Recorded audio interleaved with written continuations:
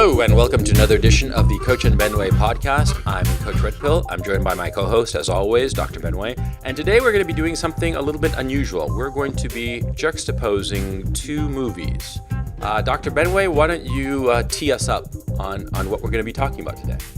We were talking about what to do for today, and I was like, Coach, I can't do another episode where I talk about how bad everything is when I'm already not in a particularly great mood. Wimp, let's talk about Armageddon, goddammit. Well, I mean, what are we going to do? It's like, hey, life is shit. Here's the razor. Remember to slice lengthwise, not across. Yes, you know? yes, and keep it over the tub.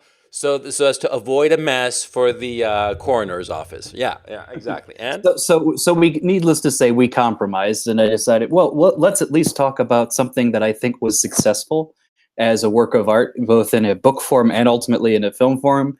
But it's on the subject of what we're all kind of near and dear, which is a certain kind of malaise in our society.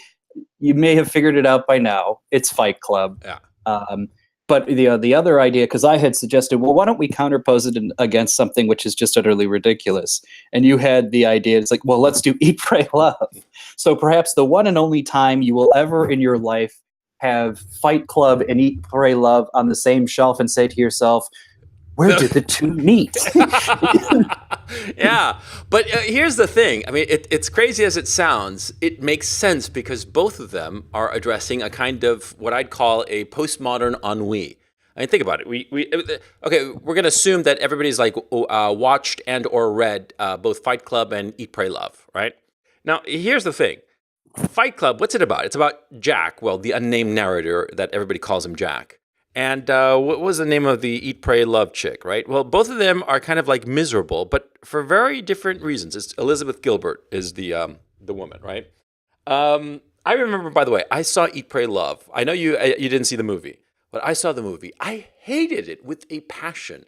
I mean, I sat there and hate-watched that fucking thing because to me, it was, Eat, Pray, Love was basically about this consumerist bitch who divorces her husband just because she's bored, right?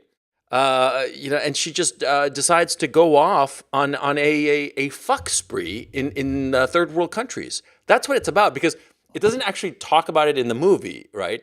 But from what I understand, is basically the chick went off and just fucked everything that moved, on her traveling. I mean, what the fuck? Well, here's what's funny about that. I'm already going to make my first comparison point here.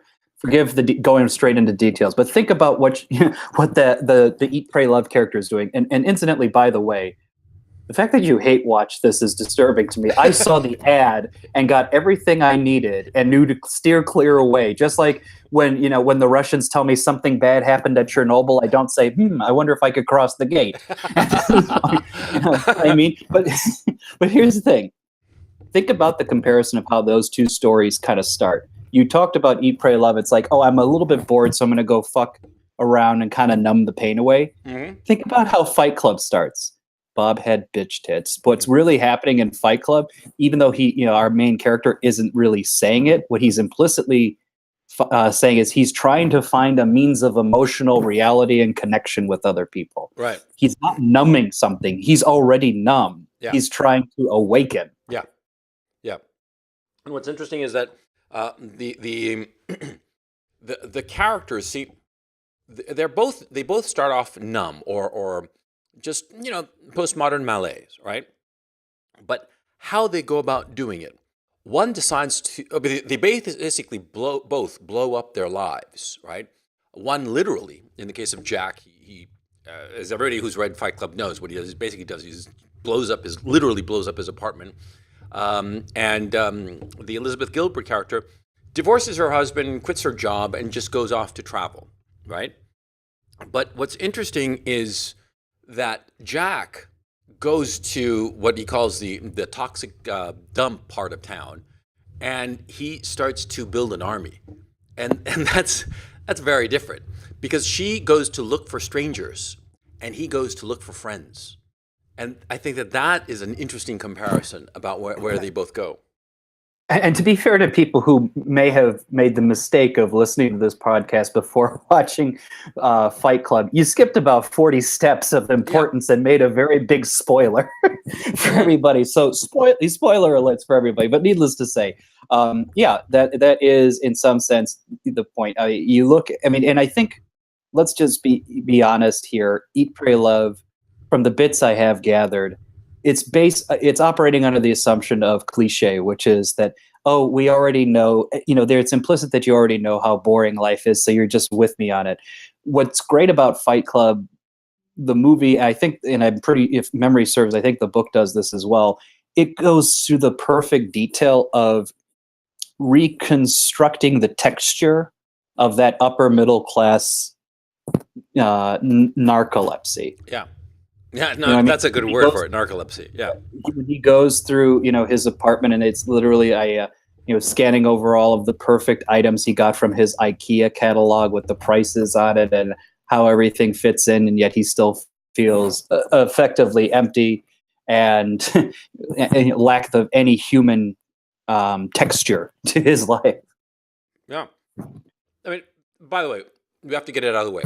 In terms of movies, there's no comparison. One is David Fincher, operating not as his peak, but close to it. He was on his way. And Fight Club was a big movie for him in terms of his artistic development.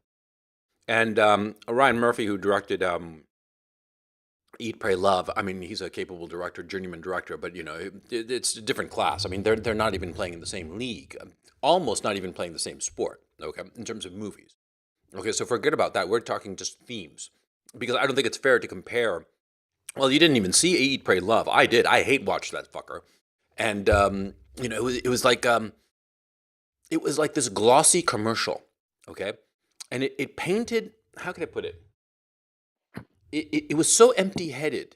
And I scanned the book. I remember flipping through it at some bookstore back in the day when bookstores existed. And it was so fatuous. I think that would be the appropriate word. It was so it wasn't just merely narcissistic. It was just, I can't quite explain it. But what was interesting is that both of them are people who, how can I put this? Save me here. It's like, it seems that there's so much in common. Let's put it this way. There are people who superficially are perfectly set up for success in their spheres. They're basically of the same, upper, well-educated middle class. Right. One is a writer for various publications. The other is, basically a comfortable white-collar job. I think he's a claims estimator for an insurance company, if memory serves. Yeah, he's his job is actually described, but you feel that he's more just a generic office worker, because his job is basically he works for one of the big automobile companies, which sort of even when the book came out, that was sort of on the fade kind of thing, sunsetting already. You got the impression that he worked for General Motors, and his job was basically to assess, if the car was defective, if it was worth the recall and the repair, or it was just better to pay off the people who would die. And if it was cheaper to pay off the people who would die because of the defect in the car, they didn't recall the car. They allowed the people to die, right? And I don't know how real that was. I thought it was no, that's fundamental. That is the fundamental calculus behind it all. That don't let anybody fool you otherwise. That is how they operate. They may not say it explicitly, but it is. Yeah. What's great about that little detail as well is that this is something I'm on the lookout for in well-made fiction. Is that him being on the road serves multiple purposes effectively. One, this is a character who, as you go through the plot intricacies of the story, is served for being on the road a lot. Mm-hmm. It just helps that story. But in addition to that, the fact that he is on the road is just fundamentally appropriate for the character and the themes he's trying to communicate.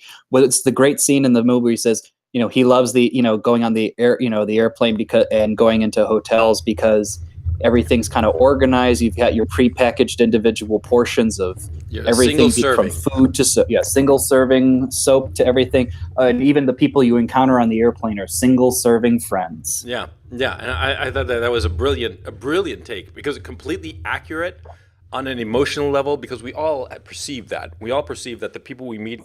How many times have you met people on an airplane and you've gotten into serious conversations with them and you've told them shit that you wouldn't even tell a shrink, and you never see them again. You know that you will never see them again. It's the single serving friend, and it's creepy, but it's the modern life, I suppose. But yeah, that dissatisfaction with it. But how can I put it? Why is it? I think that both pictures, both stories, fundamentally hit that nail on the head as to what the male and the female want, what the male and the female need to break out of this ennui. You see, like guys need a club, a band, a tribe, and the girls, they just want random emotional experience of just like eating and this ersatz spiritual Are you just experience. were you about to say eating and praying and loving? Were you going to go down that path? I think the title gave it away for you. Yeah, I know. But how can I put it? Okay, fundamentally, the Jack character is running from the materialist culture, but the other character, she says that she's running from the material culture, the comfortable culture, but it seems as if she's going towards it somehow in a way that I can't quite pinpoint. You see what I'm saying? Well, it's very easy. I mean, and this is why I compared the two before. When our nameless narrator in Fight Club goes into the abyss, it is literally the abyss of destruction and trying to find something new out of the chaos. For example, the man is daydreaming about being on a plane, shredding, ripping itself apart and ready to collapse into the fucking sea or the land or wherever it is. Whereas when you see the woman from Eat, Pray, Love, she's like, oh, I'm going to go on this little trip to this place. I'm going to go to this. They're prepackaged destinations, already developed and well organized travel tickets that, back in the day you could have gone to a travel agency and got this exact trip structured and ready to go without any modification to it. She's already, consuming pre-digested goods. It reminds me of, this was the critique that I think in retrospect I had and other people in my generation had of the Gen Xers, because the Gen Xers were like, oh, we want things to be more authentic, more real. We don't like this, having to go to McDonald's all the time. And so they, the byproduct of that thinking wasn't really, going off the grid and trying to define yourself truly in an independent fashion. All they did was create companies with shitty ethics and it's the same business principles, but they had this extra layer of, oh, we're really cool, or we're hip, or we're real, we're not too big and everything. In other words, it was a farcical echo of what we thought they were trying to say. It was just garbage. And that's what Eat, Pray, Love is. It's that false, prepackaged, easily sold representation of a spiritual awakening. And I'm not fucking surprised that that was a bestseller book so easily made into a shitty movie that some dipshit director who goes on to direct other dipshit shows on FX can direct. Rah, I'm on a rant. No, I'm loving it, man. Because going to Fight Club. My experience with Fight Club was when I saw it when it came out in '99. I was blown away by the picture. I didn't care for the second half, and I'll get into that in just a second. But the first half, I thought, was an astonishingly strong critique and encapsulation of the malaise of the modern man, of the man of today, the young man of today, the young man it's been going on 20 years now, because this movie came out in '99, 19 years ago. And what I found astonishing was the simple dialogue between Tyler Durden and Jack. They're in the bathroom, and it's the same dialogue in the book, because I did read the book shortly after I watched it for the first time. And by the way, I saw it twice within a week span when it came out, because I was really that impressed by the picture, and I've seen it countless times on video since. The scene is they're in the bathroom, and they're talking about how he doesn't see his father much, and his father, his father got married to his mother and had a kid, and then 6 years later he just divorced and moved on, and then had another family with other kids, and then moved on from there. And Tyler Jones is like he's setting up franchises, right? And after college, the narrator says that he talked to his old man. His old man said, "Well, get a job." And after he got a job, he talked to his old man, and the old man said, "Well, get a wife." And they both say, Tyler and Jack, they say, "Well, is another woman in our life really what we need? After all, we've been raised by women. Is that our goal in life, to just have another woman in our life telling us what to do?" Is the implicit statement. And I thought that that was a really interesting critique because, yeah, the fathers are absent. And so there's no model for masculinity. And so the young men have to make up the masculinity as they go along. And they have to sort of like come up with ideals of masculinity and principles of masculinity on the fly, ad hoc, without any kind of guiding principle or guiding ethos or any kind of structure. And ultimately that's what guys need. What they need so desperately is structure, and the structurelessness of our existence. On the one hand, it's structureless, and on the other hand, the structures that surround us are prison-like.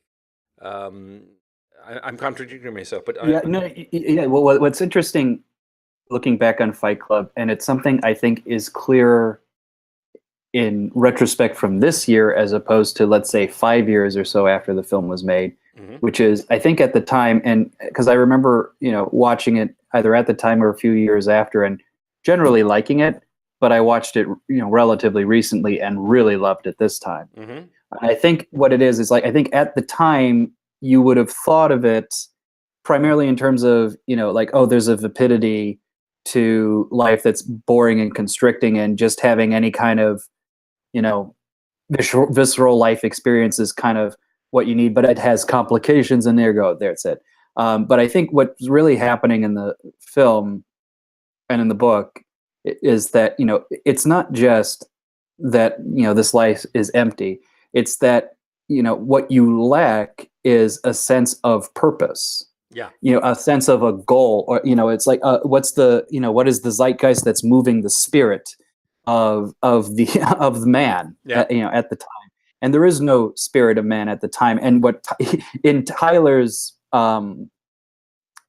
revolutionary attitude, his terrorist attitude, he is, at least, even if it's in a twisted, kind of way, is trying to say, no, we're going to, we have an enemy, and that enemy is the world that's been built around us, and we are going to move like a lightning bolt and get rid of it. And say what you will, that is an ethos that moves these guys, and it's an ethos strong enough to, in some sense, rehabilitate even the weakest of men. So like I said, the character early in the book who our narrator meets at a testicular cancer support group, Bob, they said Bob had bitch tits, but that Bob, Robert Paulson, joins the Fight Club, joins the Project Mayhem terrorist group, and when he dies in the process of their activities, they say his name was Robert Paulson, and it becomes a mantra, and it has meaning, and even the weakest man in the whole group then becomes a symbol of the strength and the purpose of the group. Right. Yeah. Yeah. Yeah, because the lack of goals, the lack of purpose is the thing. The thing that I think that drives young men today a little bit insane, but that little bit of insanity is not expressed by mania, but rather by depression, by the depression of Jack. Jack sitting there on his sofa, staring at the TV, sitting on the toilet, flipping through the pages of his IKEA catalog, trying to figure out, what kind of coffee table best describes him, and it's just the soporific of consumerism, and how the consumerism is a symptom of the depression. And I'm willing to bet a number of guys listening to this podcast had this moment, whether you conscientiously said this or not. I know you felt it, which is when you were in a bad state, you think to yourself, how can I buy my way out of this? Oh yeah. What do I, can I get, it could be as direct as like, let me just buy a piece of ass at some Yeah. at some titty Bordello, bar, yeah. or even just like, let's get just go get some beer at this one place, or I want to play some video games for a while, or I'm going to watch this shitty movie, or go down the list. We've all been there, Oh yeah. right? Yeah. And that's what Jack's reaching the limits of that, because Jack has he doesn't have the full IKEA catalog, but he's got what he as much as can fit, Yeah. Yeah. and it's still not Not enough. nutritious. Nah, it doesn't feed him at all, and it just keeps him wanting more, like junk food. Yeah, because like I can speak for myself. I went through a very nasty period around 97, 98, where I had a lot of money and just no purpose, no direction, nothing. And I just went out and bought stuff, just tons of stuff that I did not need. But it was like this mania, excuse me, this mania to buy stuff pointlessly, and it just it just filled my apartment with crap that I didn't need, and that's why when the movie came out, I felt so identified by it. And the idea of creating that army, the army of Project Mayhem, that was very intriguing. But then it descended into this weird. I don't know how you see it. You have a critique of that second half where it descends into some sort of like Maoist camp. What's your take on that? So it's actually not a critique. I actually think it's I was shocked in retrospect to see, as I watch it recently, of how real that feels likely to happen in some form or fashion. Mm-hmm. By that, that I actually do think it's the fun, as I said, about purpose, right? There's a motivating goal that needs to happen in a man's life.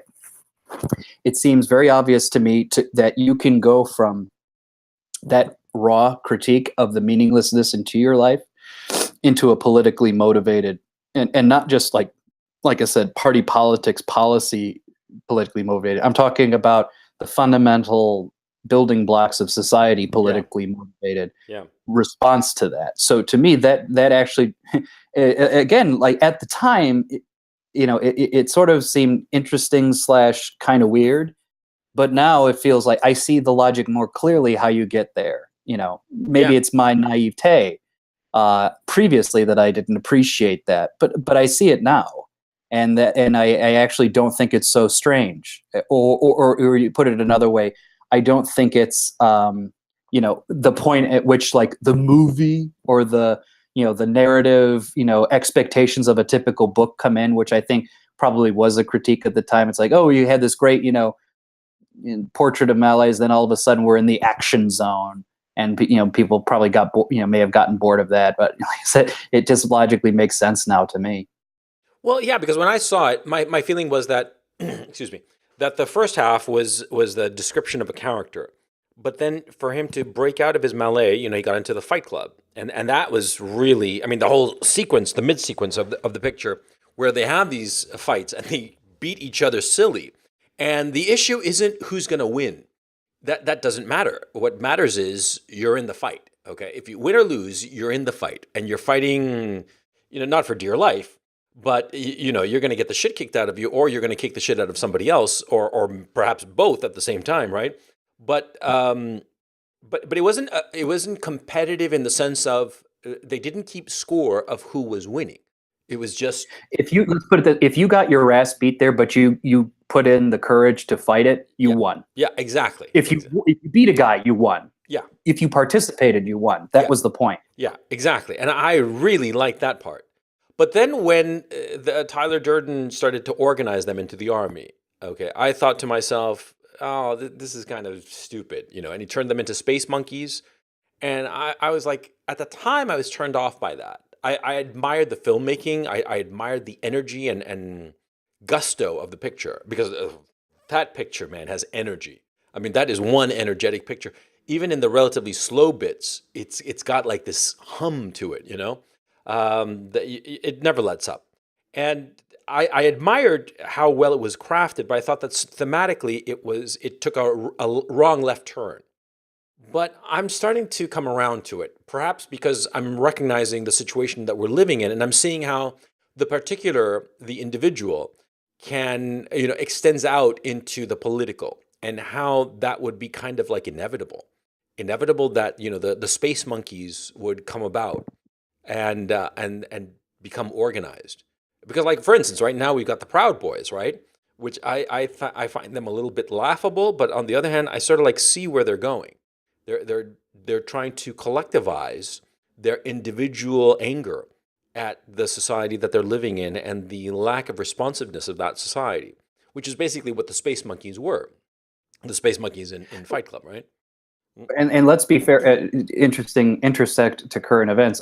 You may have seen that on Twitter, almost all of the Proud Boys got banned, including Gavin McInnes himself. Yeah, they all got banned so on they Twitter. So they certainly feel they feel the risk of those guys. But let's also give them credit where credit's due to the Proud Boys. They've been the guys on the line throwing the punches back. Yeah. At the Antifa protest. Good on them. As I said, you show up to Fight Club, win or lose, you won. Yeah, exactly. Yeah. The Proud Boys are sort of like the embodiment of the space monkeys, right? But here's what's also interesting to go back to Eat, Pray, Love. See, the character of Jack, right? Once he explodes his life, he starts to build something, right? Whereas once the Elizabeth Gilbert character in Eat, Pray, Love explodes her life by divorcing her husband and leaving her job and her life, she goes on a trip, like you said, a prepackaged trip, but everything is safe. Everything exists and is secure and stable. And she's never threatened, or if there's any kind of threat to her bodily, it's sort of like trivial and just to create drama in the story. But there is the implicit idea that everything is stable and that she will meet somebody. It's just a question of looking around long enough and hard enough, and she'll find the great guy. She does. She meets Javier Bardem, right? Who fucks her silly, and is light years away from that great character in Vicky Cristina Barcelona, who would pick up two girls and fuck them both at the same time. Which is.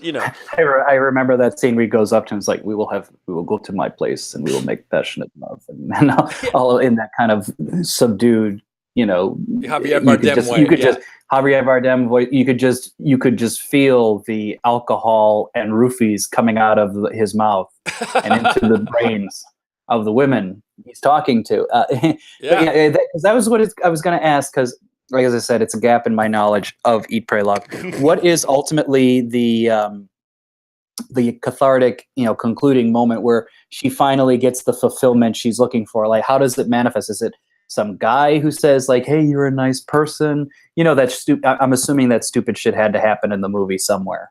Well, I hardly remember it. I remember like images of it, and they were all like glossy images. I mean, they were like something out of the pages of Vogue, right?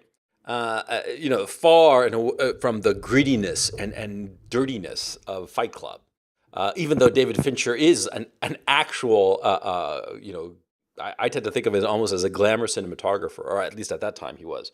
But okay, so I actually don't remember, and I'm looking at the Wikipedia of both the book and the movie.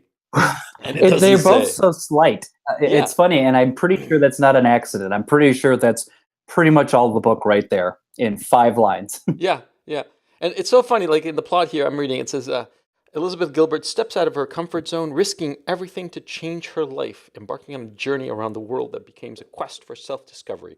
Well, you see, it's an autobiographical book, right? And see, what did Elizabeth Gilbert do? She stepped out of her comfort zone, quote unquote, risked everything to change her life, quote unquote. And what did she wind up doing? There and say, what the fuck does risk everything mean? It's like, oh my God, if I don't submit my freelance writer byline, this week, I'll never be able to submit it next week. Yeah, exactly. Are you really going to try and say that's everything? Yeah, exactly. And here's the point. See, she wrote up this story and sold it for a shit ton of money. She risked everything to do that, you motherfucker. Yeah, exactly. She had this great magazine job and risked it all to take a 4-month sabbatical where she would eat a lot and fuck a lot of handsome guys. And wind up writing some manuscript that she'd sold for 6-7 figures, to one of the big fives, and then get sold to Hollywood studios. And who optioned it? Who bought it? You're not gonna believe it. Brad Pitt. Oh man, that's fucking funny if you think Tyler Durden himself. Well, you know what? Remember what Tyler Durden does? Mm-hmm. He extracts the fat from women and then Ah, converts it into soap and sells it back to them. good point. Pretty much that's what just happened here. Yeah, Eat, pretty Pray, good Love is point. the cat extracted from the wealthy women, repackaged as soap, and Yeah, sold back to them. yeah, exactly. It's a troll. You got trolled. I'm trying to Yeah, tell you. yeah, you're right. You're absolutely right. Yeah, he trolled her. He trolled women as a species. Yeah, and the thing is, see, okay, the book and the movie, shit, so like gangbusters, right? I mean, I'm looking at the box office on this fucker. It was it came out at $200 million. Okay, and the book was on the bestseller list for God knows how many weeks. Okay, so it was a successful piece of commercial art. Which I myself have never had a problem with that. Okay, I'm all in favor of successful commercial art. But the thing is, see, it touched it touched women because it is fundamentally an irresponsible journey. Okay, she is somebody who had a commitment to her husband, which, by the way, it seems like an empty commitment because they didn't have any children. So let me ask you something. Why is it that people want to get married if they're not going to have a family? What exactly is the point of that? I just want somebody to explain that to me because everybody's like, It's very easy. It's very easy. They don't want to die alone. They're afraid of having no one to talk to at any given point in time. it's so stupid. Okay, I mean, people Well, who I'm not, people do stupid things. That's the nature of the human well, okay, race. fair enough, I'm fair enough, sorry. fair enough. Yeah, I didn't think that one through, but you know what I'm saying. It's like, why are you bothering to marry somebody, to not have kids? It's just basically, like, how can I put it? Yeah, you want to have a roommate. That's what you want to have. You want to have a roommate that you could, share meals with and stuff, and like, occasionally boff. But oh man, I just find it weird. But anyway, Well, remember, this is to me. There's another book that you can see as a pattern in Eat, Pray, Love. What was the other thing that all women readers flocked to for the longest time? hmm It was 50 Shades of Grey and all of its sequels. right? There's a union between these two, which is this idea of like carefree daydreaming that these books provide. Eat, Pray, Love. It's like, ooh, I have a little voyage to the rest of the world where I discover who I am and get to eat the things that would normally go to my ass and all of that thing. But it's safe. Mm. Remember that. It's very Yeah, safe. yeah. Well, actually, 50 I'm Shades of Grey is very safe. yeah, Very extremely. safe. Very safe S&M. Real Yeah, S&M is not that safe. yeah. And no, it's not supposed to be. Well, here I'm looking at the cast of actors in the picture, and it describes a little bit more of the plot. Amusingly enough, it turns out, okay, so Liz Gilbert, as she's called, is this freelance writer, a successful freelance writer. Okay, and so she has, quote, an intense relationship with David while she is finalizing her divorce. Okay, and that character is played by James Franco, and this was 10 years ago. So James Franco was a lot younger. He must have been like in his late 20s, like 30 years old, or something like that. So and Julia Roberts at that time was like 40. So basically, it's like a cougar, fucking some young guy, while she's waiting around to finalize the divorce. And then she goes on this trip, and I'm guessing that on this trip she met a bunch of other guys and fucked a lot of other guys on one night stands because that's what middle-aged women of successful New York backgrounds do when they go to foreign lands. And then she finally meets Felipe, played by Javier Bardem, who is a Brazilian businessman Gilbert falls in love with on her journey. Okay, so she basically rides the cock carousel. The second she divorces her husband, she starts fucking guys until she's Goldie Cox. She fucks one, she fucks another, she fucks them all until she finds the one that's just right. You know what I mean? And that's it. It's an incredibly safe journey because everything is prepackaged, pre-made. There's no kind of chaos, and which is, of course, appeals to women because women don't flourish in chaos, but men do. Men need chaos, and I think that that's the problem of our society. Our society has become too fucking feminized, too fucking lacking in chaos, too lacking in Mayhem. mayhem. Yeah, exactly. I'm thinking of the quartering. Okay, the quartering is oh man, he's going on and on and on that he got like beat up by some gay guy, right, at some bar. Some guy who was like a fan came up to him and beat the shit out of him, right? I didn't beat the shit out. I just pummeled him a little bit, slapped him around, and apparently the guy was drunk on top of it. So I mean, like how bad of a beat up could it have been, right? So anyway, he's going on and on about this as if it were like the end of the world. It's just a trivial little, slap fest.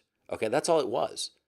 And I think that the problem we have in our society is that we have been encouraged as men to treat these trivial little tiffs as if they are a big deal when they are not. And more tiffs where you might possibly lose a teeth or two are actually beneficial for men because it makes us feel more alive, more like, like on the ball. Does this make sense to you? I mean, I think that's partly what I also get out of Fight Club. Not that it's necessarily a message of Fight Club, maybe it is that there's something that was lost in being able to resolve an argument with, some quick fisticuffs. You brush each other off, you have a drink, and you forget about it. Yeah, exactly. When you don't have that mechanism, everything that doesn't have significance is given significance, because that moment of significance, namely confrontation in the face of, like you said, either chaos or arguably death, is denied. And so it comes, and so you have to, when it's related to another thing, the other great statement, when the stakes couldn't be any lower, everything is, life or death, or everything feels that important, and it's not. Yeah, exactly. Yeah. The lower the stakes, the more important that people act as if they were. Yeah. I think that the inability to really the sublimation of hostile emotions, I think, is a serious problem in our society. See, because there is hostility, there's anger, there's like you want to beat the shit out of somebody, and in our society we can't, and so we find ourselves acting in underhanded ways. I have to bring out the fact that Mundane Matt yesterday got blown the fuck out because it turned out that he was flagging any video that was mildly critical of him. I mean, his credibility got absolutely destroyed. I mean, Benway, I don't know how much you know about that particular story. I mean, I know enough. I know probably what most people know, and I think it's related to what I'm about to say, and it's related to what we've been talking about, which is, hey, the reality of social media interactions with people. Again, the idea that when the stakes couldn't be lower, everything is, so important to you. Yeah. You don't have the mechanism whereby when you encounter someone on social media, if you pick a fight with them, you have to meet it because you see the person physically there. They could in theory throw back at you if any chance they could get. So if you are going to shit on someone, you have to own it. Yeah. But it takes so little effort, and there's no consequence of it now, more or less. Yeah. Everything just feels like, we have to have a dedicated, God help us, a dedicated server of proactive,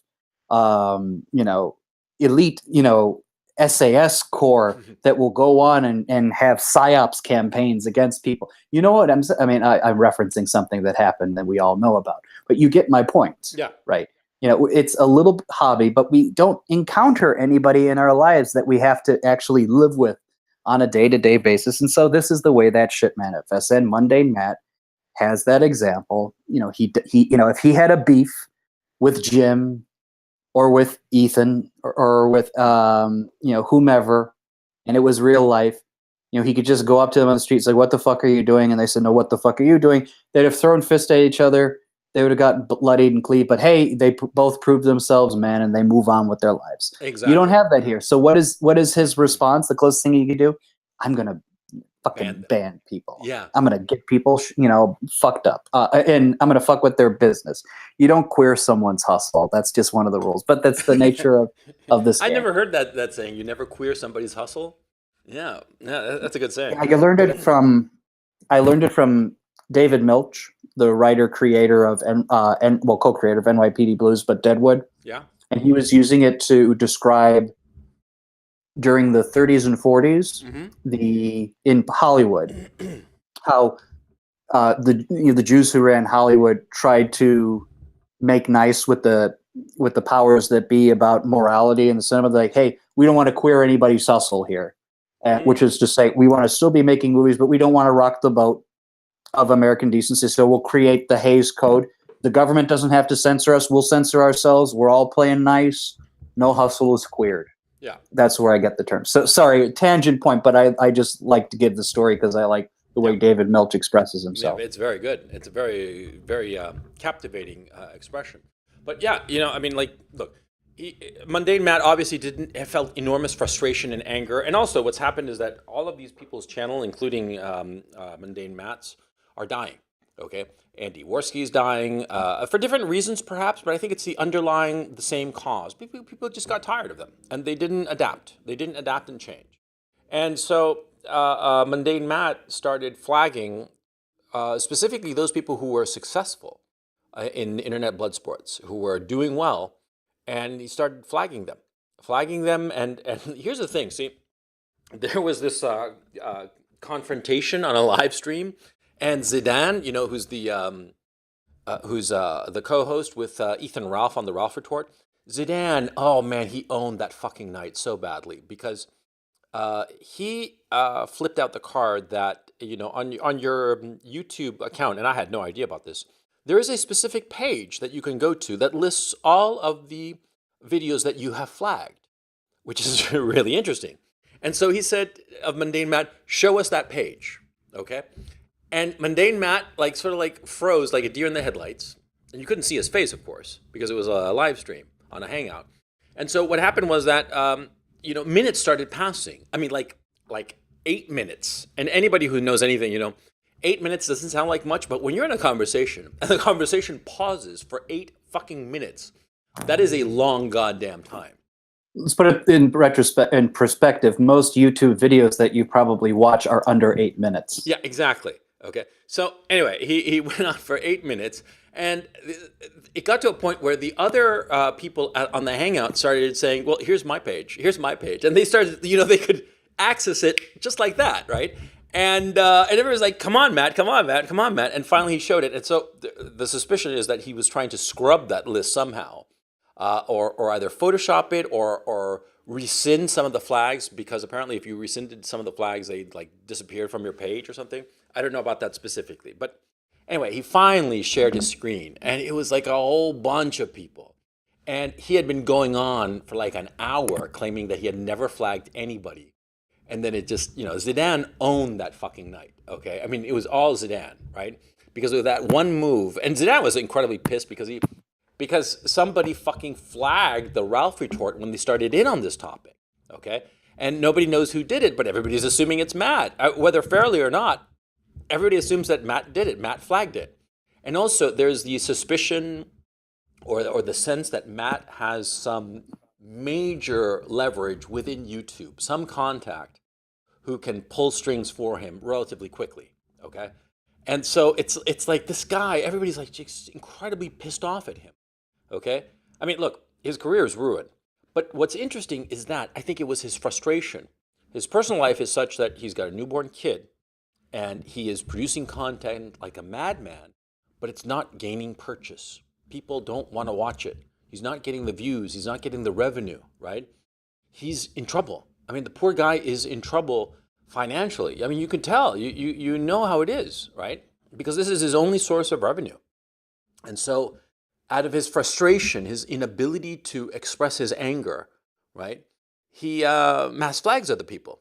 And this is important because there are a couple of those people whose livelihood did depend on the videos that got flagged because if you flag a video, you can't live stream. And some of these shows, a lot of these shows, were live stream shows. And so if you get flagged, you can't live stream anymore, so no more show, okay? And all the work and effort you've put into building your audience is for nothing, right? And so it was hurting other people.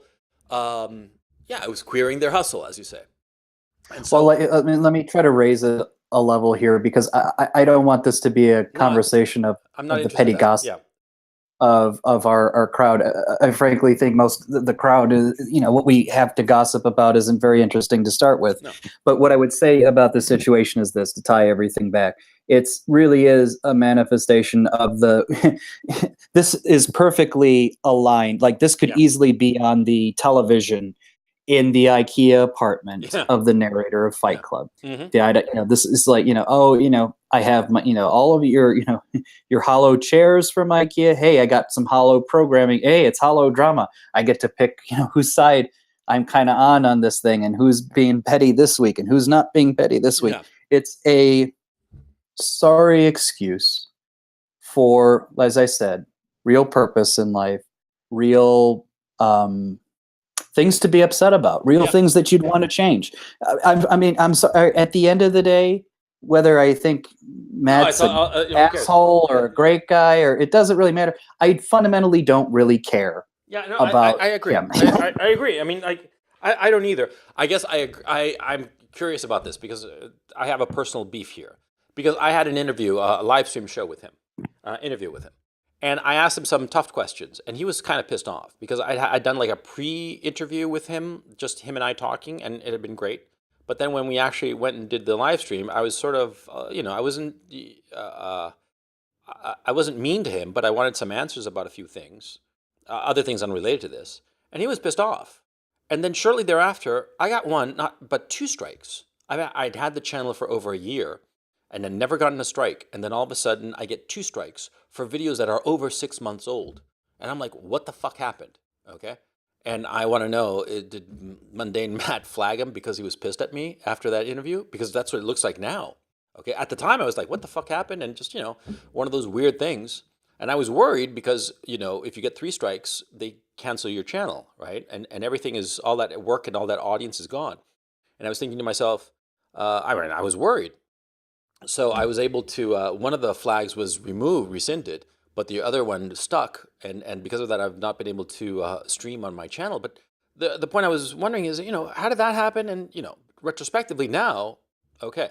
But going back to the issue of the macro level of this shows how we men today have no outlet for our anger and rage, but by these passive aggressive measures, these underhanded measures, these conniving measures. Because if we go up to a guy, shove him around and say, what the fuck are you doing? How come you're messing with my shit? We get arrested, okay? Nobody takes it. I mean, like, okay, I come from Chile, right? And in Chile, basically the law is very clear. If you get into a street fight, you're both going to get arrested, right?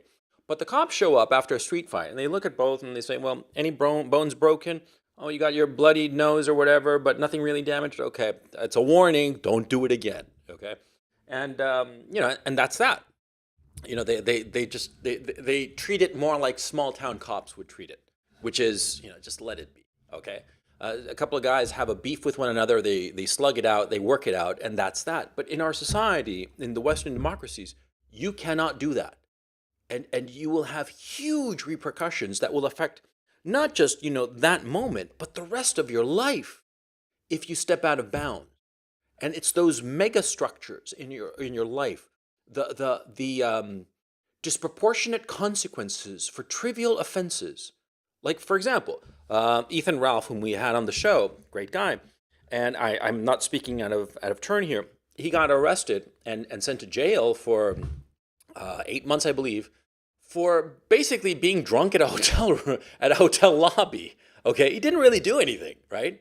That at least is what he told us, and I have no reason to dispute it. Okay, and it affected him for the rest of his life. This trivial incident of being drunk in the lobby of a hotel means that he's a felon, he's a convict. It affects him. If he applies for a job, it'll affect him.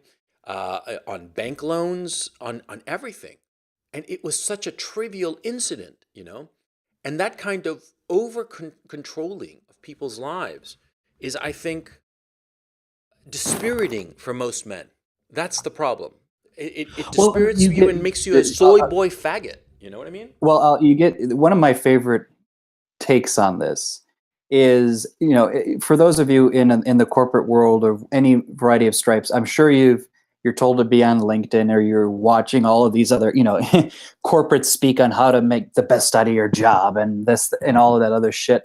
If you really look at those kinds of articles, they're really about preparing yourself for control. One of my favorite statements to just hate is whenever someone says, "Oh, well, the key to success is to get a job that you really love and really want to do. Therefore, you'll never feel like you're working." The truth of the matter is that what they're saying there is, get used to the fact that the 40-hour work week is gone, my friend, and you better get something you like, because you'll be miserable for the rest of your days if you if you deal with it otherwise. I mean, there's that one. My other favorite is like when they talk about how to deal with an imperfect boss, and invariably, if you read the instructions, it's all about how you have to accommodate the boss. I Yeah. can't tell you how many different variations on this idea of, articles that seem to be like they're guiding you on career advice when they're really just instruction manuals on how to be the best drone. Yeah. Yeah. Yeah. So basically, be a drone and follow every fucking rule or we will skin you alive. That's basically what people are being told to do, what guys are being told to do. We don't work that way. We are not compliant creatures. Women are compliant creatures. And that's why I've ultimately come to the conclusion that capitalism, especially neoliberal capitalism, is feminist because it requires compliance from the customers. It requires everybody to be compliant, to bow their heads and do as they are told. Women are great at that shit. Guys are not. We're not built that way. Okay? And I think it's catastrophic, quite frankly. And I'm just... Well, I mean, let me put it this way: I don't think you're, call me crazy, but especially if you're doing any kind of job that requires your thinking skills above and beyond your brawn. Right. Just something requires thinking. If you're not, stopping to ask, this, if someone gives you work to, if you're not stopping to ask, why am I doing this? What am I trying to solve? What's the point of this? And I know some people hate it when you do that. They just say, get the fucking work done. But if you're not doing that, you're not a fucking man. Yeah. You know what I mean? You should be doing that. I know it's not the most efficient thing, and they hate the lack of efficiency, but it's the truth of the matter. You shouldn't be doing things that you think are not really contributing to anything, or you don't think are the solution. You may be wrong, and the guy may be right, but he's got it. You have to be convinced, and you have to believe in that in order for it to work. And we're getting rid of that thing. And one of my favorite bits actually of Fight Club, because they've also had the little intricacies of office life. My favorite is when he's looking at his boss after he was perky in the morning and says, "Oh, somebody had his like double latte enema or something for the day." You need, because that's another thing I see in my work life. Everybody needs their coffee just to function like a human being, and I don't drink coffee whatsoever. So I mean, this is, to me, like, I think it's odd that people need that in order to have the vague appearance of being a human. This is why I actually don't think very much of people in general, but that's beside the point.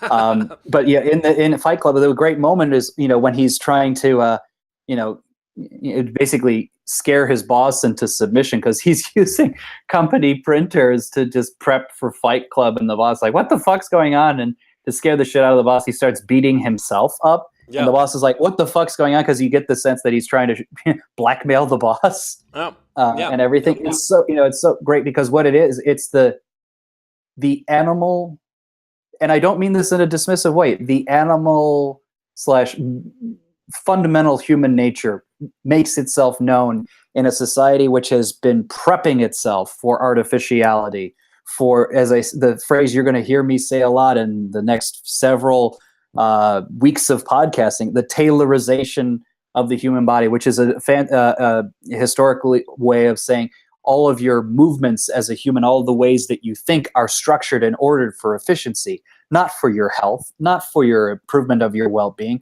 but for the sake of the machine. Yeah, yeah. And the thing is, see, the machine is supposed to make our lives better, but it makes it worse. See? I mean, my critique of socialism and communism, or however you want to call it, however the lefties call it, because they say, oh, that wasn't real socialism, that was whatever. Okay, fine, whatever the fuck it's called. See, it ultimately required people to be murdered and enslaved in order to function. So that society is obviously not a very good one. If it needs to enslave and murder some of the people it's designed to help, then obviously it's not a very good system. Now, is it? By the same token, this neoliberalism that we're living under, that, yeah, sure, we're all alive, we're all well fed to the point of being obese, but is it serving us as a system? Is it making people better? Protecting them and giving them food and shelter and all the rest of it, and yet at the same time improving us as a people? No, then we have to change it, right? That I think is the point. I think that's the point of Fight Club, and that is not the point of Eat, Pray, Love, right? Fight Club is basically saying this society is making us weak. It is destroying us from within. So we have to destroy the society and rebuild it and build something better that will not make us weak. Maybe the very fact of chaos is a good thing and that will make us stronger. But as we live now, we are going to die. So we better start doing something now before we, fade away into oblivion, right? And I think Yeah, that that's a fundamentally hopeful message. Eat, Pray, Love is like hey, here's, you could frame it this way. Eat, Pray, Love is saying, oh, I'm sick. I got to take something to, pep me up again. Yeah. Especially if it's in a safe, child-proof bottle that has a cotton swab in it that I know I'm okay. Um, Fight Club, it reaches the point where actually I'm not the one who's sick. It's the whole world around me that's sick, Yeah. and that's what needs to change. Yeah. I mean, that's fun. I mean, and fundamentally, that I do believe that. We wouldn't be doing this podcast if we didn't believe it on some level. Yeah. That's not to say every man is flawless. No, that's the nature of human nature. I'm sorry, the nature of human nature, the nature of the human Yeah. being. But society is the collection of the human beings Yeah. in concert. Yeah. Of course, the society as a whole can be sick. Yeah. There's no question about that. No, I think that Fight Club. I'm going to watch it again. I haven't watched it in a number of years.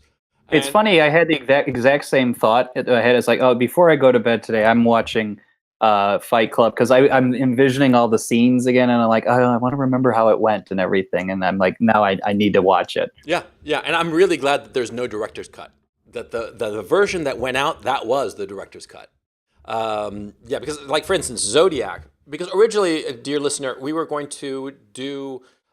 We were toying with the idea of doing an episode on David Fincher, but neither the good doctor nor I had actually seen all of Fincher's movies. I haven't seen Benjamin Button, which is supposed to be one of his major pictures, but I just never could get into it.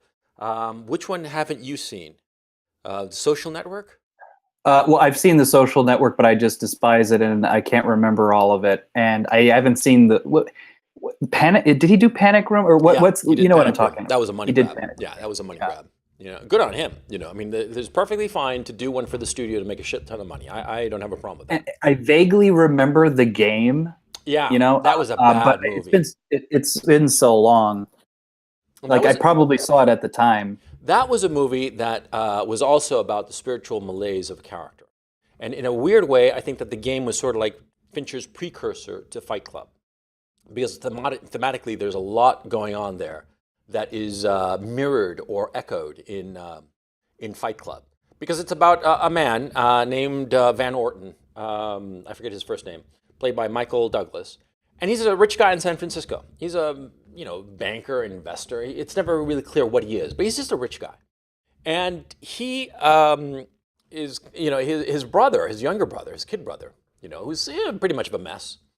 Shows. I mean, he's one of those rich guys who's got nothing better to do with his life, played by Sean Penn, and it's very similar. It's sort of like a Tyler Durden character. Okay, he shows up for Van Orton's birthday and gives him a gift certificate to a company called Consumer Services Company or something like that. Something incredibly vague and milquetoast, right? I mean, Acme it could have been called, right?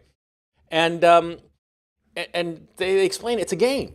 It's a game, like a real life game, where things happen in the real world. Okay, and the game starts, and it becomes like you become not sure if it's actually a game or a big scam, and it just becomes like this whole like weird mind trip. The ending sort of like falls apart, but the issue of postmodern ennui is there in spades. Okay, because Van Orton is just like stuck. He's a rich guy with a big house. And he's got nothing in his life. And it's just like Jack. Jack is the middle management younger version of Van Orton in the game. And it's eerily similar, okay? And the character of Tyler Durden and the game in the game, they're the counterpoints. They're basically the same thing, thematically speaking. It's really interesting. It's an interesting picture that it's a failure as a movie, but it's a very interesting failure. You see what I'm saying? That's why he made the film again, effectively. Basically, yeah. I think that, I think that that was a big part of the reason. And Fight Club, it had a bigger budget. It was like a big production. It was a huge flop when it came out. Okay, I mean, 20th Century Fox was not happy when that picture came out because it just did not connect. And retrospectively, it's like one of the most popular movies around. I mean, everybody's seen Fight Club. But how long have we been going? Oh, we're coming up on an hour. So what do you think? We should call it a podcast or soldier on a little bit? Because I frankly don't have many more points to make on this particular issue. Well, I'll tell you the other. Oh, what? The other moment that I like, I wish I had said this sooner, because I think it's kind of draws us back.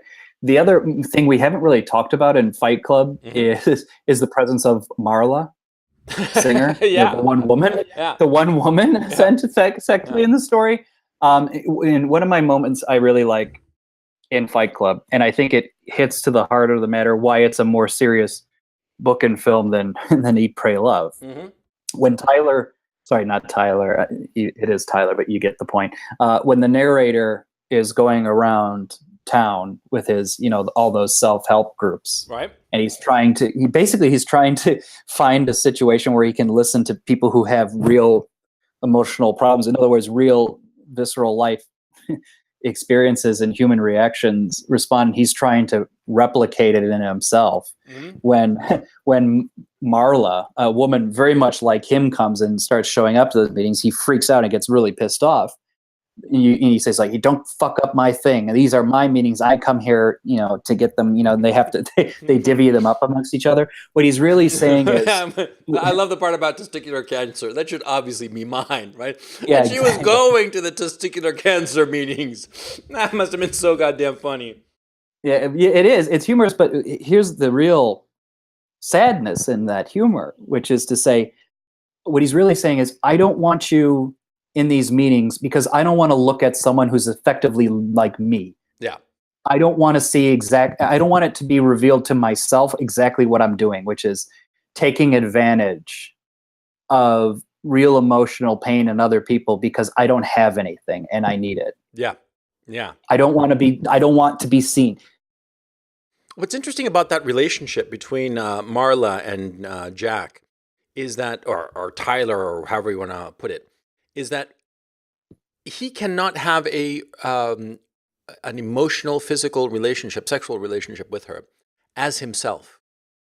He has it by way of Tyler Durden. Anybody who's watched the movie or read the book knows that Tyler and Jack are the same person. And Tyler is the one fucking Marla. But of course, it's actually Jack. There's nobody else around. And so he cannot handle her as he is. He is, in a very real sense, Jack is gelded. As gelded as the, remember the character in the testicular cancer? When he's talking about how his ex-wife just had a baby with her new husband, right? And that he was so happy for them, and he was obviously miserable and just wanted to shoot himself, right? Because he had been gelded, right? Because of the testicular cancer. And I think that metaphor is so important of being gelded, okay, by a disease, and being unable to find fulfillment as a man because you've been gelded. You don't have the equipment anymore. I find that very profound and troubling, and there's no answer to it. It's just like there, sitting there. Like when you get kicked in the balls, and every guy knows this, you get kicked in the balls, it's not fun. But the terrible thing is that the pain endures. It's just like this throbbing thing for, that lasts for ages, right? That's the vibe. That's the vibe of that whole feeling, of that whole metaphor, which I find it both deeply troubling, and I admire the artistry that sticks that idea into my head. And the fact that, Jack cannot handle Marla as a woman. He just does not have the equipment. He hasn't been taught. He hasn't been socialized into knowing how to deal with a woman. And Tyler does. Tyler does because he is just chaos. He just doesn't give a shit about anything. He just, runs with whatever's happening, right? And that's the way you should be. But his society, Jack's society, has so constricted Jack that he's gelded.